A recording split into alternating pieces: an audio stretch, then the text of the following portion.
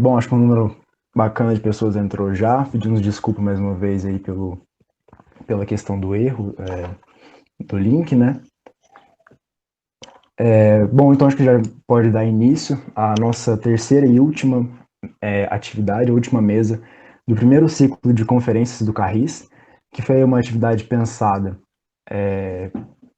em conjunto com a coordenação, principalmente para trazer alguns temas que são muito importantes aí, não apenas na nossa graduação, no nosso processo de inserção no curso, como também aí depois na nossa profissão, né? Foi pensado inicialmente para atender, voltado principalmente para os calouros, né? Justamente para poder criar um pouco esse espaço de debate e inserir em alguns temas que são importantes, e também para criar esse ambiente de aproximação, né, dos estudantes do curso com professores que os calouros ainda não tiveram oportunidade de conhecer, né? Então, o tema da mesa de hoje é possibilidades e cotidiano da atuação dos historiadores, justamente pensando, né, o que a gente pode atuar enquanto profissionais, o que fazer com a certificação de licenciatura e de bacharelado que a gente recebe no fim do curso.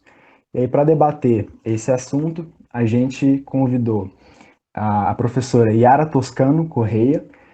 Ela fez graduação, mestrado e doutorado em História pela Universidade Federal de Uberlândia e atualmente desenvolve pesquisas na área de história com ênfase em cultura popular, história regional e local, patrimônio cultural, cultura popular, articulados também a área de ensino de história. E também o professor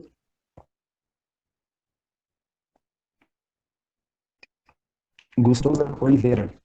Ele fez graduação em História na Universidade Federal de Viçosa, em Minas Gerais, aqui em Minas também, né, perdão, e fez mestrado e doutorado em História pela Universidade Estadual de Campinas, a Unicamp. E desenvolve pesquisas e tem experiência na área de ensino de história, história das religiões, patrimônio cultural, Brasil Império e práticas culturais. Bom, só reforçando também, essas atividades elas vão ficar gravadas e vão ser postadas no canal do YouTube do Carris. Então, por favor, vou pedir para o pessoal do Carris colocar o link aí para vocês poderem acessarem, né? Sigam lá, se inscrevam no canal, compartilhem com o pessoal, deixa o joinha aí.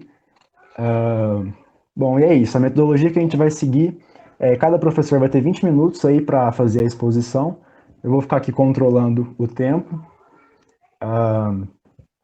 Não esqueçam, por gentileza, também de assinar a lista de presença. A Rafaela acabou de mandar o link aí para o pessoal.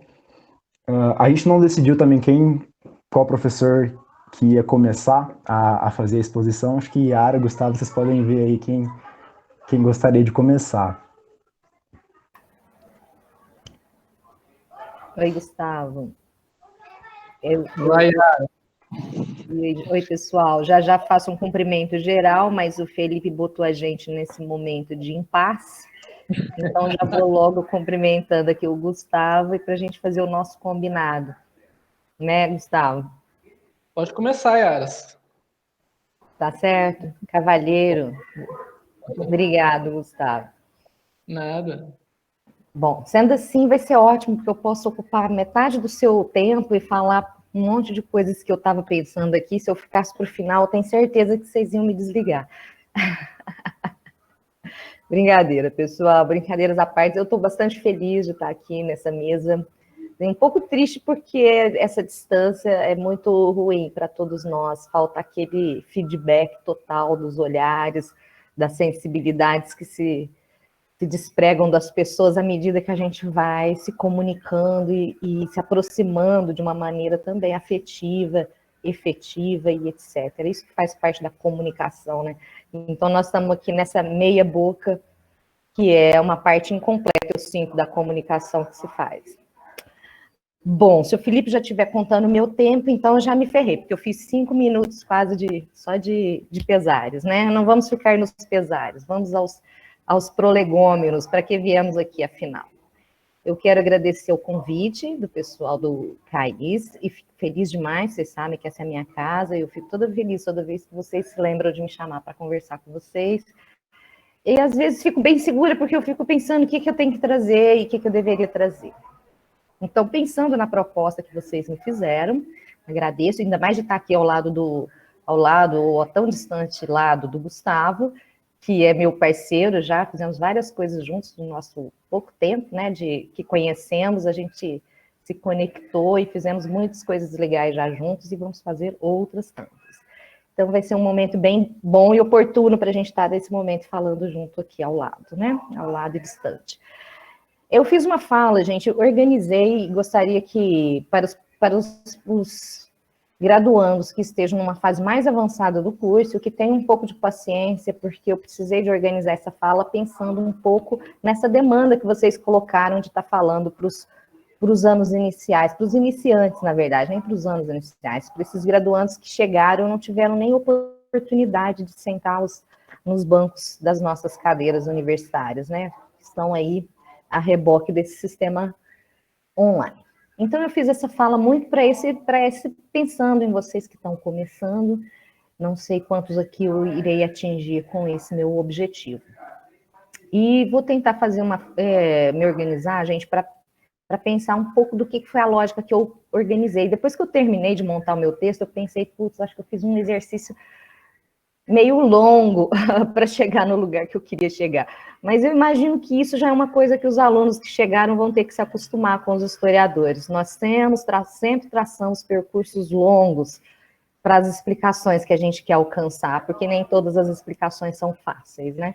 Então, é um pouco disso que eu gostaria de pedir aqui a paciência de vocês, para me acompanhar nessa luta de pensar o tema.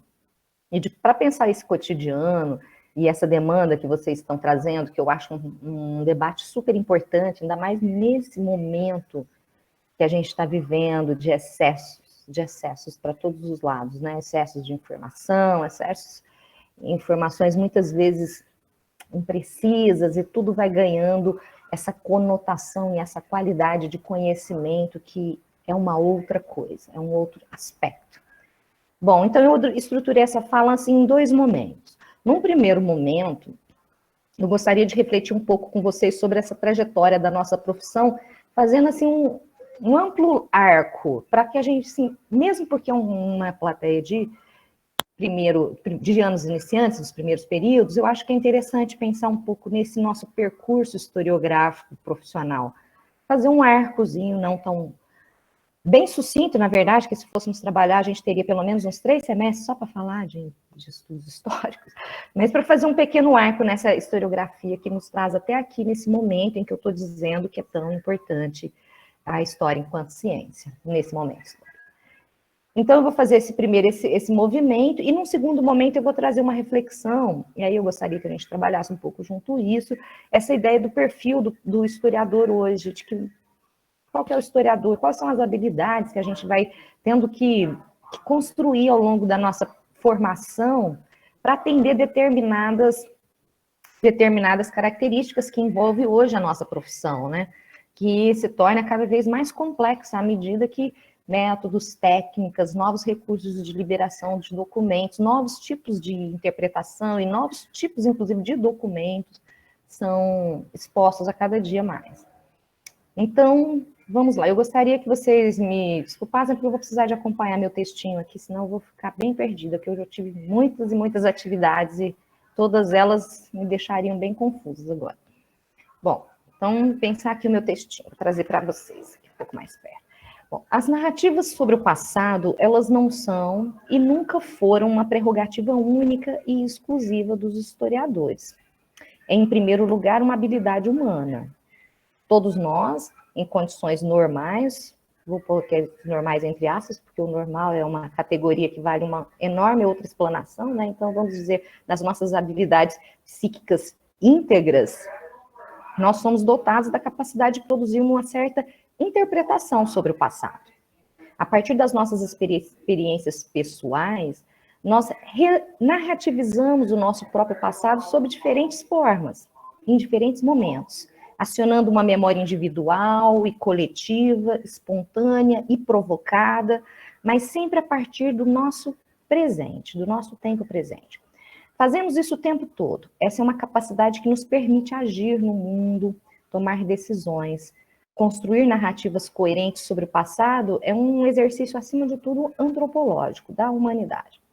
Contudo, uma certa categoria de profissionais vão se ocupar, ao longo da história da humanidade, em produzir interpretações sobre o passado de uma perspectiva não individual, como nós fazemos o tempo todo, mas de uma perspectiva social. A história enquanto ofício, que interroga o passado para responder questões do presente, construindo narrativas coerentes a partir dos acontecimentos vividos, é uma das mais antigas atividades que acompanham a humanidade. Contudo, da mesma forma que os historiadores produzem o conhecimento a partir de narrativas sobre o passado, também são influenciados pelas visões de mundo que organizam o seu próprio tempo. Somos sujeitos e objeto ao mesmo tempo. Esse é um grande paradoxo que acompanha a nossa profissão, né? E faz com que cada geração de novos historiadores, esses limites e essas possibilidades da profissão, elas sejam testadas e repensadas e renovadas, né?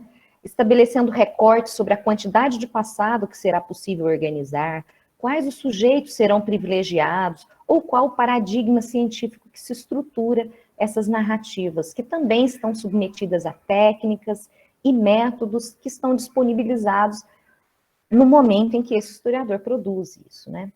Assim, essas escolhas não são arbitrárias, elas não são acionadas apenas pelo desejo dos historiadores, dos profissionais, elas também são atravessadas por questões políticas, éticas, econômicas, ideológicas, que fazem parte da sua própria época, né?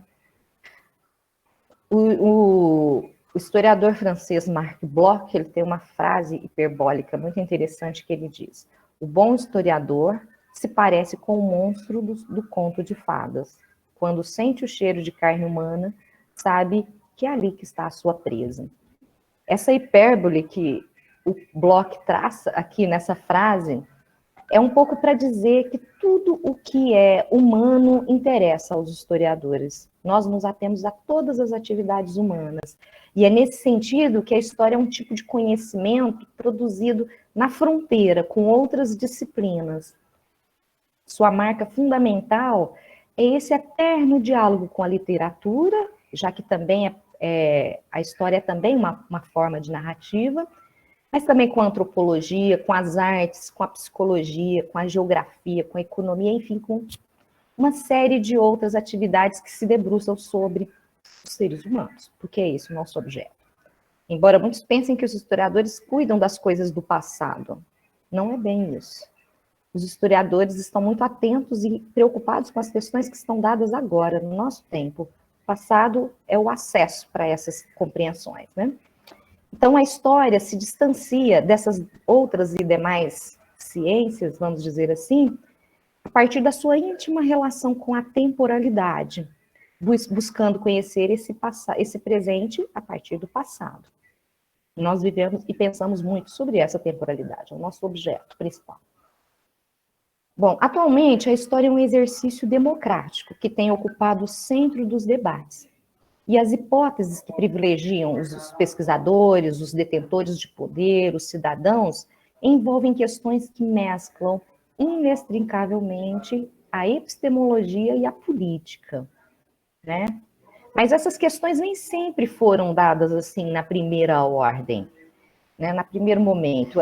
Foi um enorme percurso que foi preciso traçar para que chegássemos a essas condições da produção do conhecimento hoje, né? Afinal de contas, todo conhecimento humano ele é indireto. Nós não nascemos com essas habilidades, né? Comer, andar, falar, isso tudo a gente adquire a partir da cultura. A partir da interferência da cultura que é partilhada entre os grupos sociais em que estamos inseridos desde o nosso nascimento. Então, existem tantas possibilidades de existir quanto existem grupos e sociedades humanas, né? Sendo o conhecimento humano, então, externo a nós, essa coisa que se adquire a partir dessa cultura, eis uma razão que caracteriza esse obsessivo acúmulo de informação e conhecimento que os grupos humanos vivem. A oralidade, ela foi muito bem sucedida ao suportar o conhecimento ao longo de muitas gerações e de muitas civilizações. Contudo, em um determinado momento, esses conhecimentos se apartaram do nosso corpo memória, que era todo íntegro, e passaram a ser carregados materialmente, através de arquivos e lugares de memórias próprios e externos. Para muitos historiadores, como Halbach, Pierre Nora, Legoff, a história se distanciou da memória, que seria o gesto mais natural para se recorrer ao passado. A partir do momento em que a memória se torna escrita, abandonando então a oralidade, para esses autores, há uma desnaturalização da memória, sendo necessária então a criação de mecanismos de captura e de controle desse passado. E aí há que se pensar em recortes, em técnicas, em sujeitos, né? Em o que se lembrar exatamente. Contudo, a história enquanto forma de representação do passado, produzida por especialistas, se estruturou a partir de um estatuto universal com a criação dessa disciplina no século XVIII. Mas antes, foi necessário uma enorme trajetória de práticas, de registros e tentativas de guarda, armazenamento e controle desse passado, que precederam e deram forma ao conhecimento histórico enquanto parte do conjunto das ciências humanas. Uma grande quantidade de métodos e técnicas construídas por disciplinas como a filologia, a numismática, a paleontologia, a paleografia, a etnografia, permitiram cada vez mais não apenas a garantia da segurança da veracidade dessas fontes, mas também técnicas que nos possibilitavam a interpretação dos textos. Embora ao longo de grande parte do tempo os documentos oficiais e diplomáticos tenham sido privilegiados entre os demais outras formas de expressão humana, né? E o que, de fato, deixavam as nossas histórias muito mais parciais e agarradas a preceitos políticos e ideológicos. Observando o debate epistemológico e político em que se inserem os historiadores em seu tempo, isso nos permite pensar qual a lógica de ordenamento do passado, quais as epistemologias que determinaram o que deveria ser lembrado, o que deveria ser esquecido, e principalmente quem estava habilitado a produzir essas histórias, né? A história anunciada pela musa Clio nos ouvidos dos aedos e repetidas incansavelmente por Rapsodos na Grécia Antiga, ela dava conta desses grandes feitos, dessas personalidades que tinham condições de pagar pela sua publicidade e imortalidade. O tempo mítico e cíclico marcava esse tempo do eterno retorno, né? E ao mesmo tempo vai nascer também nesse tempo uma certa história política vinculada às histórias de guerra e também pensando numa técnica muito mais aproximada com recortes curtos do tempo da testemunha que observa o fato. Durante a Idade Média, então, a prática histórica cristã vai buscar simplificar essas oratórias e vai difundir os exemplos, né, os modelos e os contramodelos de comportamento. A Idade Média vai trazer uma nova concepção de tempo, um tempo linear e unitário regido por Deus. Na escatologia, da criação ao apocalipse, Deus já revelara toda a história. Então, nesse período também há uma marca, que é o nascimento e a morte de Jesus, que vai impor um marco de divisão fundamental, o marco inicial o marco zero, né? Os historiadores naquele momento eram monges, bispos, profissionais que datavam que buscavam uma certa precisão nessas datações, e buscavam uma retórica também cativante. É um método que aliava a cópia de obras anteriores ao trabalho de autor, uma autenticidade que estava muito vinculada, na verdade, à moral daquele que falava, né? Daquele que proferia. Como monges copistas, esses autores contribuíram para criar também uma nova cultura, fundamentada na uniformidade ocidental e cristã. A história extraiu dela o hábito de datar e citar fontes e de uma seleção que deveria ser ordenada racionalmente. Esses primeiros esforços em tentar localizar e identificar esses documentos, né? A partir do século XII, a cultura erudita se transferiu das cortes e mosteiros para edifícios com maior autonomia, que se transformariam lá no século XIII, XIV, nas nossas universidades, onde o conhecimento também vai se organizar de uma maneira muito mais uniforme, né? No entanto, a cadeira de História só vai ser criada em 1504 como uma ciência auxiliar a serviço também das disciplinas literárias e do direito, com auxílio aos juristas, gramáticos e retóricos. Com a reestruturação, então, dos centros urbanos, nas cidades, o desenvolvimento acadêmico também vai se difundir por círculos eruditos, e a burguesia vai fazer nascer e crescer todo um mercado editorial de livros, e aí o desenvolvimento da imprensa também. O castelo e a corte também se constituíram como um segundo polo de desenvolvimento de uma cultura laica. Na cultura cavalheiresca e cortesa, a história desempenhava um papel relevante nas canções de gesta, discorrendo sobre os feitos heróicos nas cruzadas, as maravilhas do Oriente, que também eram temas de grandes entusiasmos, né, naquele momento, pelas elites, então, mais civilizadas. Foi um período que os historiadores puderam usufruir também de um certo mecenato. A partir do século XIV, uma burocracia vai se constituir a partir do modelo italiano, com uma série de notários e juristas que vão se ocupar dessa burocracia dessas cidades italianas ali em grande ascensão, né? O divertimento ainda conta na história como um caso, mas as questões sérias vão se colocando, né? Na Baixa Idade Média, diversos meios foram favoráveis ao desenvolvimento do trabalho do historiador. Houve uma evolução considerável de técnicas, exigindo também um tipo de domínio mais específico dessa disciplina. O ratio temporum, que era o princípio de simultaneidade, autoridade e posteridade, foi um método bastante utilizado para garantir, então, a veracidade das fontes. E, a partir daí, os historiadores começam a se especializar nos seus relatos, melhor localizar os fatos datados, os números passam a ser representados com uma maior exatidão, o princípio de causalidade aristotélica vai sendo retomado, o recurso a uma etimologia dos termos também vai ser mais utilizado, dessa maneira mais etimológica como nós conhecemos hoje, mas a verdade ainda não era uma baliza da escrita da história, né? Não era esse ainda o nosso objeto. Contudo, as fontes escritas passaram a ser mais conhecidas e mais facilmente manuseáveis. A verdade era a parte integrante da fonte e do autor, era essa a preocupação. Nesse momento, a diplomacia é que vai fornecer, então, os melhores historiadores, né? Uns historiadores que se vinculam a esse aspecto político. No Renascimento, foi um período marcado de uma consciência de ruptura entre o passado e o presente. O conceito de modernidade vai recusar esse legado medieval para espelhar-se no modelo da antiguidade clássica. Então, nega-se esse período medievo para retomar essa antiguidade clássica. A redescoberta da antiguidade vai levar ao nascimento da história humanista e da arqueologia, e a erudição crítica também dos juristas e eclesiásticos, propondo, então, uma escrita perfeita. A partir do século XVI, então, é possível discernir aí dois caminhos para essa disciplina.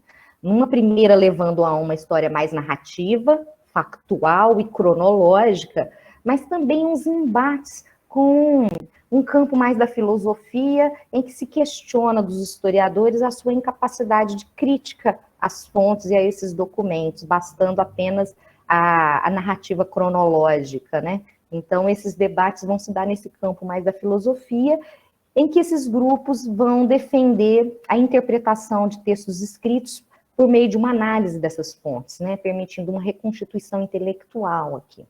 A história era basicamente política e voltada para ações de grandes homens, que não negligenciava a análise moral e psicológica desses personagens. Não havia ainda um espaço para essa história social ou institucional, elas eram consagradas aos grandes feitos e personalidades. Ela não estava muito longe também desse gênero literário, o historiador tinha uma total liberdade para dramatizar, multiplicar os discursos fictícios, os detalhes pitorescos, a fim de prender, então, a atenção do leitor. Ai, gente, eu vou ter que parar só um minutinho, Felipe, porque meu computador parece que vai descarregar. Tá, gente? Só um minutinho que eu vou conectar aqui.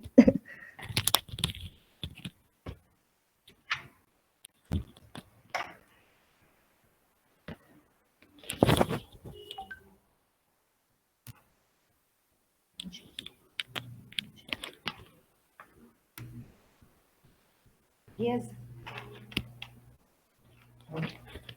Desculpa, gente. Foi um lápis eu não ter ligado antes. Bom, então a história ainda se aproximava muito do gênero literário e o historiador tinha essa liberdade para criar em cima dos seus temas, né? O humanismo também impulsionava os antiquários. Os antiquários seriam uma espécie desses arqueólogos de hoje, que se interessavam muito pelos vestígios da antiguidade clássica, estátuas, arcos do triunfo, e uma série de outros vestígios que a arqueologia começou a trazer também para o campo da organização, preservação. Os humanistas italianos fundaram uma ciência chamada filologia, que é um método de análise crítica de textos, que fazia uma busca por manuscritos antigos e tentava meio que limpar ou purgar, eliminando os erros dos copistas medievais, buscando a incidência aí dessa veracidade, né, do documento. Foi anos e anos, gente, muitas técnicas vieram por conta dessa perseguição do documento na sua base original. Controvérsias da reforma também desempenharam um papel importante na crítica das fontes, porque eram essas disputas entre protestantes e católicos extremamente embasadas, e quem ganhava era quem conseguia comprovar a partir da documentação a sua argumentação. Então, é também um momento de grande impulso. A história erudita evoluiu desse uso polêmico, então, dos documentos para convencer os adversários, e um avanço nesse período foi a publicação de fontes referentes aos documentos, com aquele sistema de notas infrapaginais e citações entre aspas, já mostrando como se localiza a fonte em que foi utilizada, né? Esse recurso foi ainda e é hoje bastante útil a todos nós. Todos esses esforços, então, vão levar ao nascimento de ciências como a epigrafia, a numismática, a sigilografia, a paleografia, que vão emprestar suas técnicas e metodologias que vão ser muito utilizadas para a decifração desse passado e a garantia dessa confiança nas fontes. Ai, Felipe, já acabei? Nossa, gente, não cheguei nem no tempo contemporâneo, não cheguei nem no nascimento da ciência histórica. Enfim, vou fazer um apanhadozinho aqui para ver se a gente fecha em 5 minutos, tá bom, Felipe? Vamos descontar o tempo que eu levantei para ligar o computador. Pessoal, todo esse movimento, ele vai ser extremamente efetivo e vai conjuminar... Ai, meu Deus, meu celular não, tem muita confusão. Minha casa hoje está, gente, reunião em tudo quanto é canto, nem sei o que está tocando em volta. Então, eles vão, esses exercícios e todos esses esforços de gerações e gerações de pessoas buscando a melhoria da qualidade das referências, e também em um determinado momento, quando essa ciência nasce, no século XIX, no século XVIII e XIX, começam a haver embates muito mais profundos, não só na natureza, na qualidade dessas fontes, mas também com relação ao conhecimento, como que ele se produz, e todo esse campo epistemológico que vai ser uma grande parte do nosso debate também, não só nas fontes, mas também de que maneira abraçar esse passado, né? Eu estou fazendo esse recorte enorme aqui para contar para vocês uma coisa, gente. Os historiadores de hoje não são como esses historiadores. Quem são esses historiadores que estão hoje? A publicização da história e a grande dinâmica que ela alcança aqui no século XXI, a partir desses mecanismos de dispersão de documentos, de fontes de informação, da própria produção que os sujeitos passam a ter de conhecimentos, isso vai gerar um enorme caos de textos e de imagens e de fontes, de todo tipo de coisa. Então, quando os historiadores se colocam na posição de refletir sobre essas produções, e esse historiador se coloca também no campo de pensar a circulação do conhecimento histórico, não se eximir, se encastelando, quanto fizemos tantas vezes isso, ao invés de ir ao encontro das populações que precisam, da sociedade que nos assessoram nesses estudos, a gente vai se encastelando e se distanciando com argumentos e artifícios mais complexos, enquanto que a história, ela está em todos os lugares. Quando eu fazia graduação, assim como vocês que estão chegando, tinha uns livrinhos, acho que o Gustavo é desse tempo também, uns livrinhos de introdução aos estudos históricos que a gente usava, uma coleção enorme, chamava Tudo é História, acho que eles ainda devem existir, uns livrinhos de bolso. e eu achava, nossa, que exagerado, tudo é história. Eu sempre achava um pouco exagerado aquele nome, tudo é história. Até o momento que eu compreendo o que significa dizer que tudo é história. Porque todos esses elementos são produtos da humanidade. E tudo que é produto da humanidade nos interessa.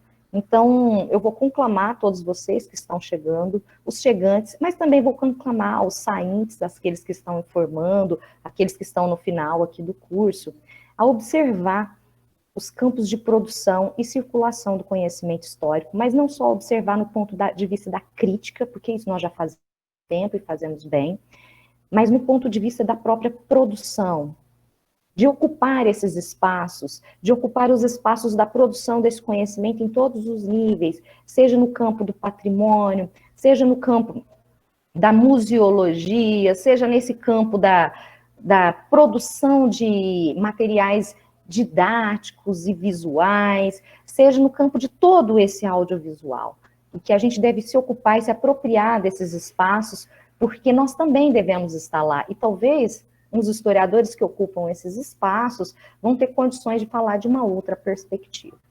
Né? Eu, infelizmente, não tive ponto de chegar nem no momento em que o ensino de história se torna obrigatório, e a gente passa, então, a articular isso tudo dentro de uma outra lógica, que é a própria moral, patriotismo e o civismo que envolvem a atividade do ensino de história. Mas eu vou deixar isso para o professor Gustavo, que também maneja muito bem esse tema, né?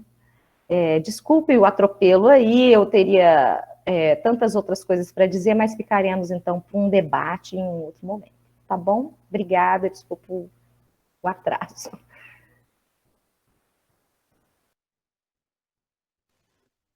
Muito obrigado, Yara. A gente continua nas perguntas, né? Então, professor Gustavo, fique à vontade. Ok. Então, boa tarde a todos, né? Todas que estão aí nos acompanhando. Eu, antes de mais nada, Felipe e demais colegas, eu gostaria de iniciar minha fala agradecendo o convite do CA, né? É sempre um prazer participar de eventos, e é um prazer maior ainda quando esse evento é organizado pelos alunos, né? A gente fica muito satisfeito, né, de receber esse convite. Então, eu aproveito para dar também as boas-vindas aos calouros. Eu sei que nós já estamos no final do ano, né? Mas esse ano totalmente atípico, né? Mas eu não posso passar aqui sem dar boas-vindas a todos, né? E desejar que vocês aproveitem ao máximo tudo que uma universidade pública pode oferecer a vocês, né? E vocês vão ver ao longo desse percurso que é muita coisa que ela oferece, né? Então, aproveitem ao máximo, se dediquem, né? Aproveitem os programas, os projetos, os grupos de pesquisa, os grupos de estudo, né? As disciplinas, né? Se envolvam com o CA, né? Com tantas outras atividades que vão estar diante de vocês, né? Eu também quero cumprimentar a Yara, né? Minha colega, amiga, parceira de tantas atividades. E também eu olhei aqui a lista dos presentes, eu vi que o professor Kleber, meu amigo também, o professor Tiago, está aí acompanhando, prestigiando o evento dos alunos também, cumprimento a eles. A professora Tamires, da Escola Sigismundo Pereira, que é uma grande parceira nossa também, então, cumprimento. E a todos os alunos, né, os calouros, os veteranos que estão aí, eu cumprimento, né, nessa tarde e agradeço ao convite, né? Então, ao ser convidado, tá tudo bem com o som, né? Vocês estão escutando, beleza, né? Ah, ok. Se por acaso vocês escutarem um barulho de fundo aí, é porque meus filhos estão por trás ali de uma porta e de vez em quando eles batem na porta ali ou fazem algum barulho. E aí, se eu olhar de lado, é porque eu tomei um susto aqui com a batida deles na porta, tá? Então, ao ser convidado para uma mesa que tem por tema, né, possibilidades e cotidiano da atuação dos historiadores, né, a minha escolha, eu escolhi, de certa forma, enfatizar dois pontos, né? Primeiro, fazer uma ênfase grande à docência e aos seus desafios, né?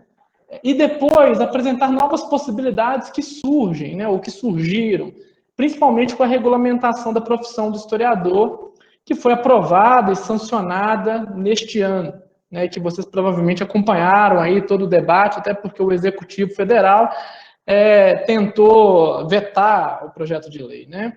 E que a Câmara e o Senado depois derrubaram, né? Então, a minha escolha, ela se justifica pela uma compreensão que a principal possibilidade do historiador ainda está no magistério, ou seja, a sua grande atuação, né, a atuação de muitos não está nesse espaço, né, e que essa atuação ela não está desvinculada dessa formação de historiador. Isso é o ponto que eu gostaria de enfatizar também. Então, essa é a minha lógica de organização.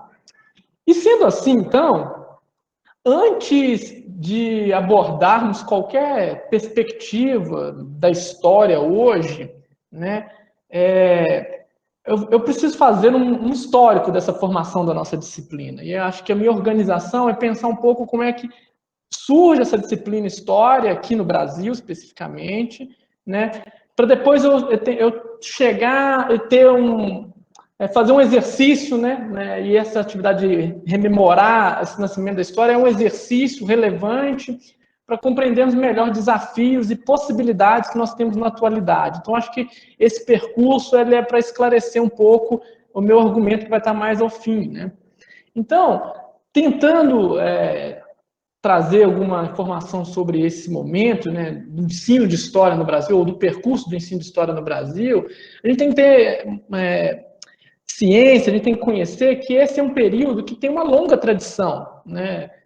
E que remonta, o ensino de história no Brasil, ele remonta a uma primeira metade do século XIX ainda, né? E dentro de um contexto imperial, né? Então, essa disciplina história, ela nasce interligada com o momento também de formação da nação, né? Então, construir as bases históricas do Império do Brasil não significou inserir nela todos os grupos que contribuíram para a construção social e cultural do Brasil. Então, essa história da nação, que nasce enquanto disciplina, mas também nasce enquanto acadêmica, né, pelo Instituto IHGB, né, Instituto Histórico e Geográfico Brasileiro, né, a história de nação, bem como a disciplina história, ela surge com exclusões culturais que se perpetuaram ao longo dos anos e que ainda hoje persistem, né? Só para lembrar, a pesquisadora Katia Abud, né, ela tem um artigo que diz que ela nos lembra que o ensino de história ele surge com a criação do Colégio Pedro II, que é por volta de 1837, e só que ele não surge sozinho, né, ao mesmo tempo ele surge enquanto disciplina escolar, mas também como uma história acadêmica, por meio do Instituto de História Geográfica Brasileiro, conhecido como IHGB, e o primeiro estabelecimento, né, o Colégio Pedro II, ele visava formar filhos da elite da corte, e o IHGB, né, tinha um papel ali muito de uma genealogia da nova nação, né, de contribuir para essa genealogia da nova nação, né. E todavia, então, seus objetivos específicos se entrelaçavam, né, tanto do Colégio Pedro II quanto do IHGB, né, em um projeto maior, e que seria uma nacionalidade brasileira, ou a definição de uma nacionalidade brasileira, né. Então, nesse processo de construção da identidade, enfatizou-se um papel de destaque, né, nessa narrativa dos portugueses no descobrimento e na colonização, né.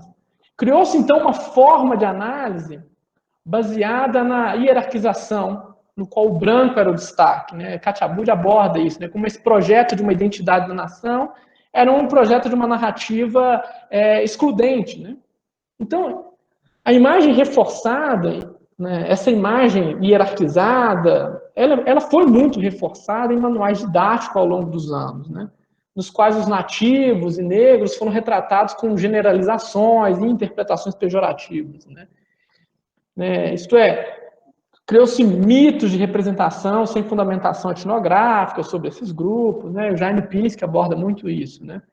Ainda hoje, então, esse mesmo tipo de narrativa hierarquizada, excludente, ainda hoje é possível de ser encontrada, né? Seja no senso comum, seja em alguns materiais didáticos ainda, e ela não sumiu, desapareceu, mesmo após a aprovação da Lei 10.639, de 2003, e a 11.645, de 2008, que são as leis que abordam sobre o ensino de história da cultura afro-brasileira e indígena, né, a obrigatoriedade disso, né. Então, o maior expoente, se a gente for parar para pensar sobre essa narrativa hierarquizante do século XIX, né, tem uma origem lá no século XIX com o Adolfo von Hargen, né, o Francisco Adolfo von Hargen, né, e que nos escritos dele, o índio, né, aparece muito como nômade, como violento, como sem sentimento de pátria, sem laços de família, né, os negros eles são praticamente desconsiderados na sua narrativa, né, então você tem uma narrativa que excluiu essa parcela, o Jaime Pinsky também aborda isso, né, o historiador Jaime Pinsky, né, então nós percebemos, sintetizando um pouco, que o ensino de história no Brasil, ele possui uma trajetória muito marcada pela essa valorização do branco e por representações depreciativas e preconceituosas sobre negros, indígenas, né? Além disso, é uma narrativa majoritariamente masculina, formada por heróis, né? E que o ensino de história hoje, ele precisa problematizar, né? E ele já problematiza, né? Sua atuação, né, e permite propostas que incluam segmentos da sociedade que por décadas foram esquecidos, né? Então, uma pergunta que fica para nós, entendendo que esse é um contexto que a gente luta, né, contra essa proposta narrativa excludente, que ainda vigora no senso comum e que talvez nos últimos anos a gente tenha assistido até com mais força esse tipo de discurso, né? Mas aí a pergunta que fica é como conseguir que os alunos compreendam essas narrativas suprimidas na sala de aula, né? Como agir com essa possibilidade na sala de aula, né? E essa indagação, para respondê-la, eu fui atrás das pesquisas da Maria Auxiliadora Schmidt, né, professora no Paraná, né? E ela vai abordar num artigo dela que está numa coletânea publicada junto com a Cici Bittencourt, ela vai dizer o seguinte, né, que para ensinar história é necessário apresentar ao aluno os elementos constitutivos do ofício do historiador, né? A formação como historiador é importante na sala de aula, né? Eu estou falando isso para a gente ter clareza que não há coisas separadas, né? O objetivo é permitir que o discente, né, quando você aborda esses elementos do ofício do historiador, é permitir que o discente ele compreenda que o conhecimento é uma atividade em constante elaboração, né? Aí eu vou pedir para abrir umas aspas aqui para Maria Auxiliadora Schmidt e colocar nas palavras dela algo que eu acho bem interessante e ilustrativo. Ela vai dizer o seguinte: assim, todo conceito é criado, datado, tem a sua história. Portanto, a construção dos conceitos, como renascimento, humanismo, totalitarismo, faz parte dos procedimentos no ensino de história. Trata-se de um trabalho de elaboração de grades conceituais que poderão, de alguma forma, permitir que o aluno analise, interprete, compare os fatos históricos, construindo a sua própria síntese, né? Então, um dos elementos essenciais do procedimento histórico que auxilia o professor e o aluno é o uso das fontes em sala de aula e a atuação do historiador em sala de aula, né? Essa é a ênfase que eu estou apresentando aqui nesse primeiro momento, né?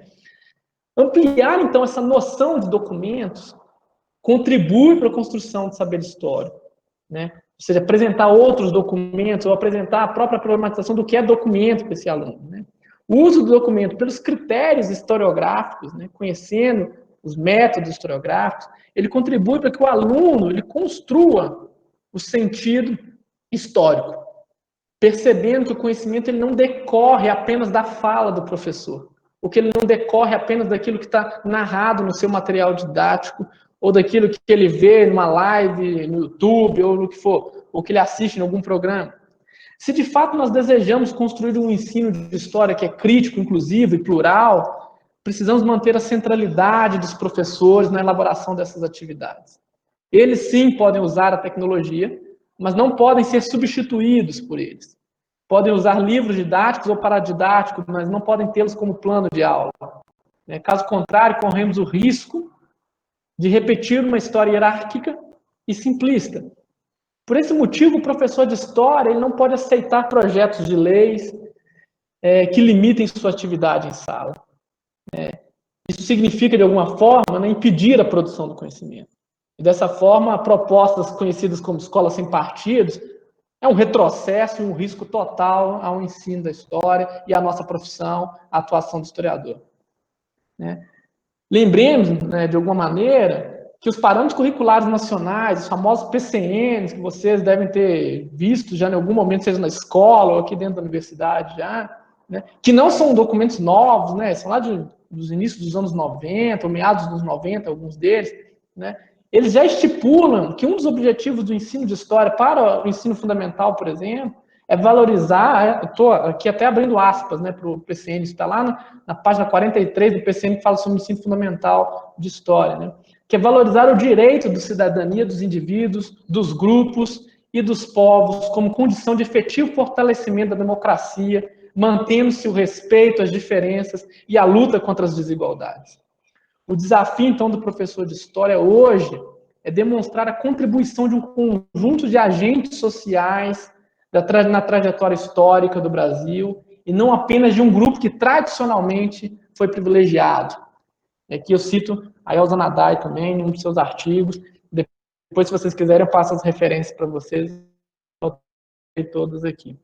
A construção, então, da disciplina História, no século XIX, vinculada à construção de uma identidade nacional branca e masculina, criou marketing, talvez muito mais num senso comum, como a gente pode acompanhar, né, mais na atualidade. Né? Negros, indígenas e mulheres foram marginalizados, gerando uma disciplina muito alicerçada na exclusão, né, durante muitos anos. Né? Então, diante de tudo aqui exposto, é necessário que nós, né, como historiadores, professores, pesquisadores, né, que somos, né, que o ensino de história busque reparar uma situação de exclusão, né, que tem uma trajetória histórica. E tal desafio ela se torna mais urgente após a aprovação da BNCC, ou da Base Nacional Comum Curricular do Ensino Médio, que transfere o ensino de história para uma área interdisciplinar, né, menosprezando as especificidades da nossa área e reduzindo o espaço para uma reflexão crítica acerca das fontes e da narrativa histórica. Né? Além disso, nós assistimos com receio posicionamentos que tentam valorizar o sentimento de patriotismo vinculado à velha noção de identidade nacional. Né? Então, tal concepção retorna ao modelo homogeneizador de ensino de história, na qual prevalece uma única identidade em detrimento de outras. E aí eu cito novamente e digo que é preciso lembrar um artigo que não é novo, mas que fala muito dos momentos atuais, que é lembrar do Christian Laville, né? Historiador canadense, que alerta que em momentos políticos conturbados, a guerra da narrativa histórica, ela retoma. E a velha noção de história nacional sempre tenta voltar ao destaque. Né? E nós precisamos lutar pelo ensino de história plural, né, que ainda é um desafio para todos nós como professores. Né? Contudo, essa narrativa nacionalista e a exclusão de grupos, ele não é um fato percebido exclusivamente nas políticas de educação ou nos livros didáticos. É perceptível também nas políticas patrimoniais, na organização dos museus, etc. E aqui eu já estou caminhando para o fim. Né? E os historiadores, eles sabem disso. Né? Sabem que esses discursos eles estão presentes nesses outros espaços também. Né? E ao longo dos anos, eles ocuparam esses espaços. E eles problematizaram essas questões. E eles lutaram por novas narrativas dentro dessas outras instituições. Né? E com isso, o historiador ele foi ocupando os espaços no museu, nos arquivos, né? Dentro de outras categorias. Né? E nossa categoria, especificamente, de história, ela travou por muitos anos uma luta pela regulamentação da profissão de historiador. E aí, pasmem, né?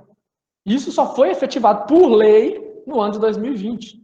Recente, 2, 3 meses atrás, né? E mesmo assim com uma resistência muito grande do Poder Executivo, que vetou o projeto inteiro após ser aprovado tanto pela Câmara Federal quanto pelo Senado.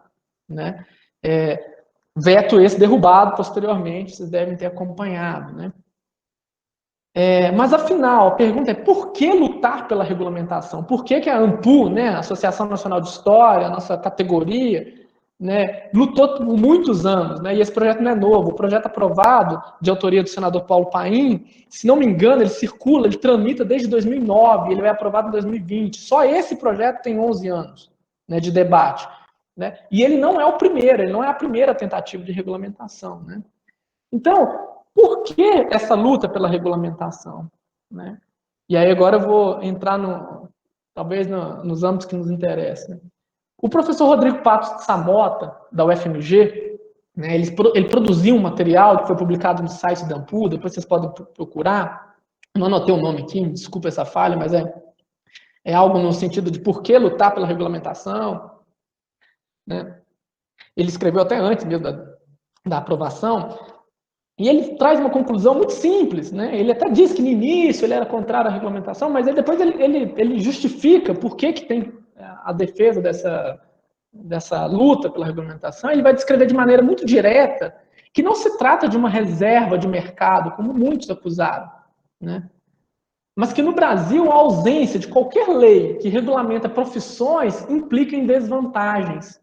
Pois instituições, por exemplo, como arquivos, museus, tribunais, bibliotecas, câmaras legislativas, instituições nas quais os historiadores transitam nos acervos, né, na organização desses acervos, nas organizações dos eventos, né, na montagem de narrativas, né, e que conhecem bem, né, e muitos arquivistas teóricos, né, eles são historiadores, né, basta a gente lembrar o Renato Venâncio, que atua muito, é historiador e atua muito nessa área do arquivo, né, da arquivologia, né. Então, esses historiadores que transitam por ali, né, e que conhecem bem, eles precisam de regulamentação para, de fato, essas instituições poderem lançar concursos públicos, contratarem profissionais de história, retirarem obstáculos para que a presença do historiador lá esteja, né? E que, de certa forma, então, amplie um leque de oportunidades para a nossa área de atuação regulamentar de onde nós já estamos, em muitos casos, né?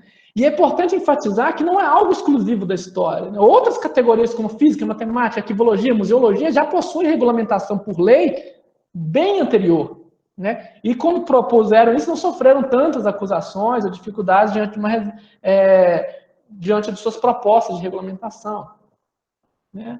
Mas aí a pergunta que fica: o que de fato essa lei que regulamenta a profissão do historiador estabelece, né?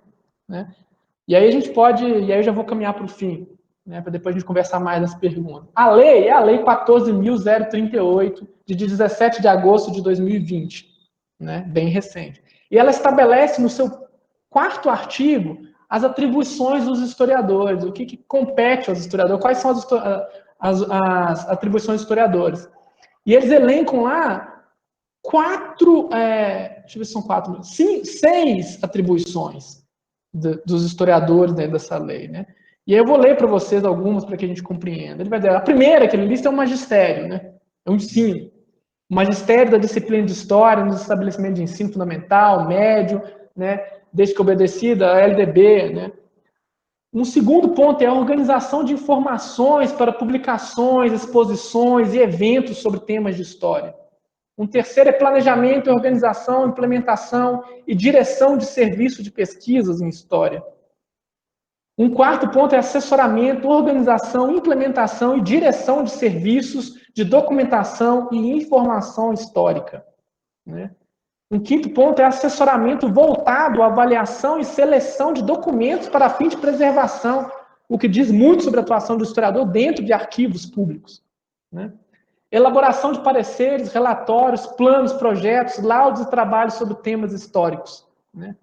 E, além disso, ou seja, dessas funções que envolvem, obviamente, trabalhos dentro de arquivos, dentro de museus ou dentro de outros estabelecimentos, o artigo 6º da lei também especifica alguns pontos importantíssimos, como entidades que prestam serviço em história manterão em seu quadro de pessoal ou em regime de contrato para prestação de serviço historiadores legalmente habilitados. Ou seja, instituições que trabalham com alguma questão que demanda história, né, eles deverão manter lá um profissional da história atuando, seja museu, seja arquivo, seja um tribunal que tem lá o seu acervo, né? Ou seja, aqueles que de certa forma trabalham com essas questões ali, eles podem contratar um profissional da história. Ou seja, a regulamentação então da nossa profissão, agora já fazendo uma conclusão da minha fala, a regulamentação da nossa profissão, ela não desfaz os desafios encontrados na nossa atuação como docente,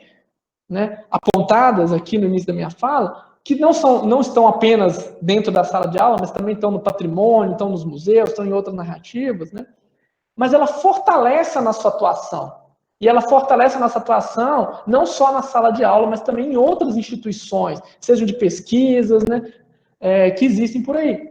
Seja em arquivos, museus, bibliotecas ou qualquer outra, que de alguma maneira prestam esse serviço e que envolvem a história. Fazendo o quê? Fortalecendo nossa profissão como um todo e combatendo, de alguma forma, a narrativa dos vencedores e excludentes, no qual os historiadores ali se colocam problematizando essa questão. Né? Então, acho que essas são possibilidades novas que essa lei nos traz, né? E que não retira, obviamente, os nossos desafios que estão aí lançados. Né? Então, eu finalizo aqui a minha... É isso, muito obrigado, Gustavo, então, pela fala. Tanto para ela, tanto para o Gustavo, se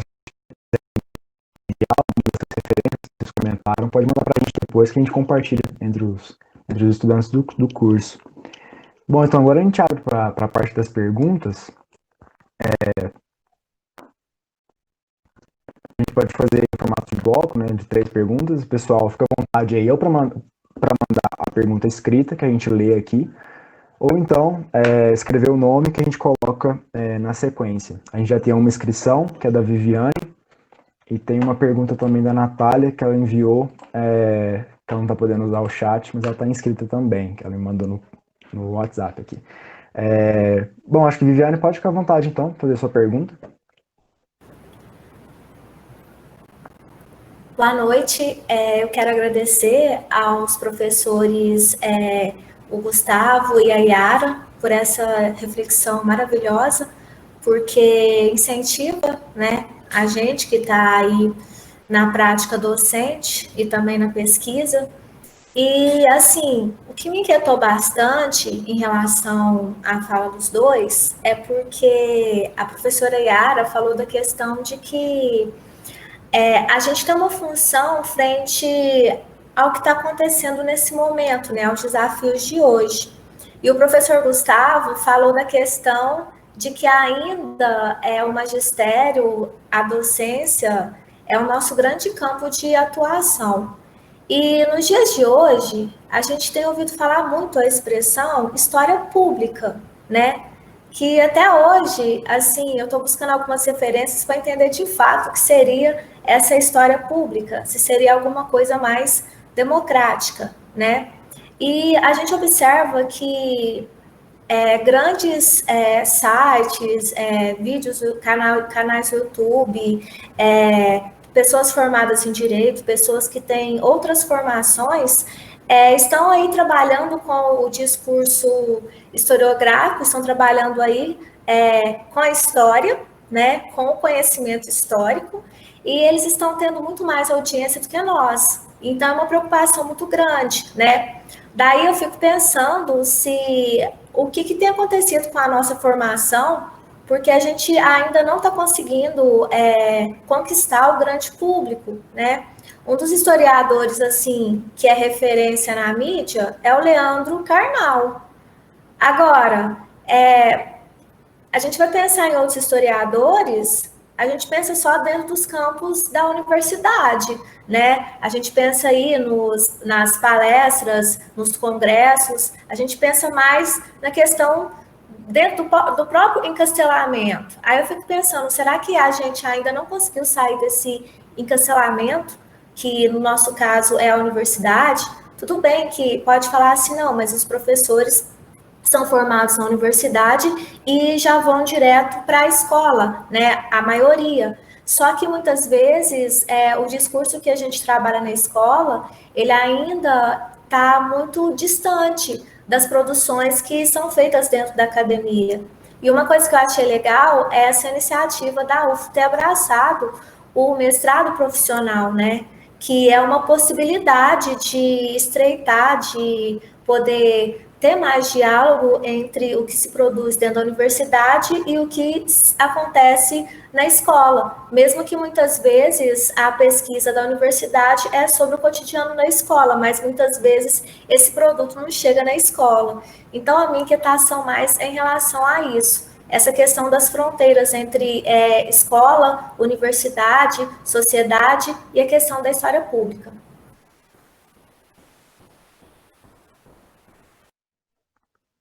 Obrigado, Viviane. Então, já vou emendar a pergunta da Natália. Ela me escreveu aqui. Boa tarde, professores. Muito obrigado pelas falas.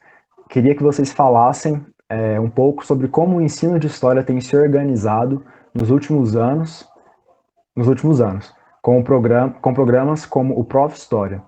Podemos dizer que existe uma crescente valorização da licenciatura? Acho que por hora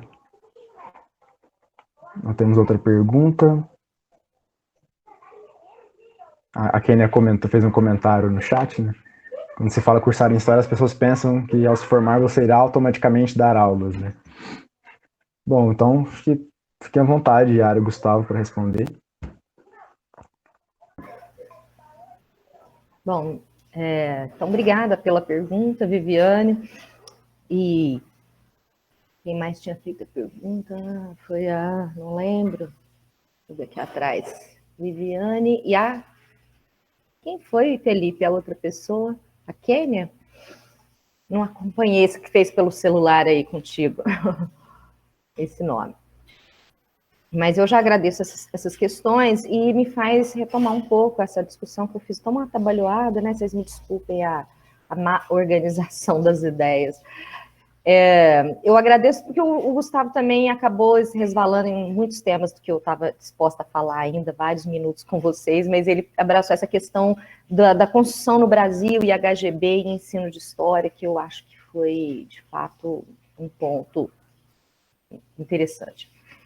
Bom, Viviane, esse debate em torno da história pública, na verdade, é um debate que vem dos estudos norte-americanos e por outras escolas espraiado pelas correntes inglesas e francesas de pensamento, que vem justamente num momento muito parecido com o nosso, que é um momento de crise na profissão dos historiadores lá nos Estados Unidos, que não conseguiam alcançar o mercado de trabalho, e eles começam a pensar em outras possibilidades de atuação do historiador, nesses outros campos de circulação da produção.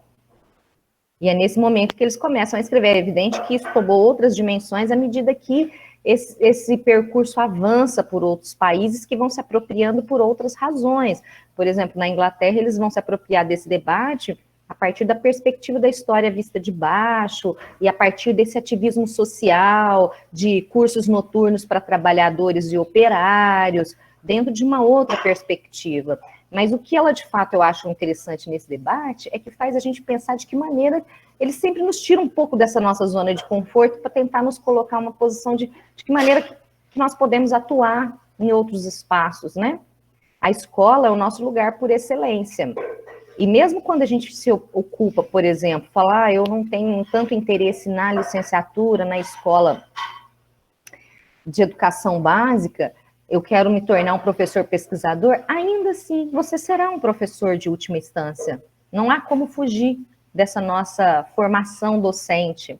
E eu acho ela extremamente necessária em todas as vezes em que você precisa de se reportar aos públicos, seja eles quais forem, né? São essas nossas atividades de sociabilização desse conhecimento, de socialização do conhecimento.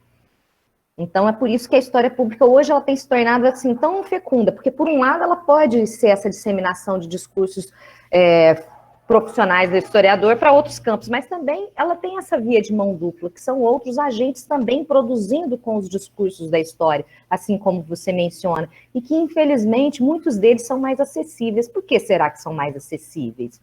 Nós fizemos um exercício esse semestre nessa área que a gente estava trabalhando, de pensar, por exemplo, o discurso do Leandro Narlock, quando ele vai dizer que vai construir uma história que ninguém nunca contou antes, né? Tipo, assim, os historiadores sonegaram alguns fatos, informações importantíssimas para a humanidade, mas ele vai nos revelar. Então, foi uma reflexão interessante de pensar também que muitos desses discursos, eles são uma ênfase numa novidade que nem existe, muitas vezes não se ancora nessas balizas éticas que os profissionais têm que ter, porque nós somos balizados a nossa atuação pelos nossos pares. Então, se os nossos pares não reconhecem em nós como historiadores, nossos discursos são inócuos, né? Nesse caso, que os grandes públicos não têm essa preocupação, ele pode dizer o que ele quiser, desde que venda. Eu acho que é uma questão muito de mercado. E é uma relação que os historiadores não têm uma boa relação, vamos dizer, com o mercado. Não, nós publicamos muito, publicamos há muito tempo, mas as nossas publicações muitas vezes não chegam nos grandes públicos, né? Então, tem um pouco dessa discussão de como que nós podemos também construir linguagens mais acessíveis para esses grandes públicos, sem simplificar o conhecimento, que é de maneira complexa. Então, eu acho que esse é um grande desafio, e eu acho que os exercícios no ensino, em cima do ensino de história, das inúmeras metodologias que a gente vai apreendendo e lidando com elas nos ajudam a nos aproximar desses grandes públicos, pensando, por exemplo, de que maneira as pessoas aprendem história. É um campo todo conceitual da área da neurociência, que vai nos ajudar a refletir sobre essas formas de como construir o conhecimento histórico em amplas proporções, né?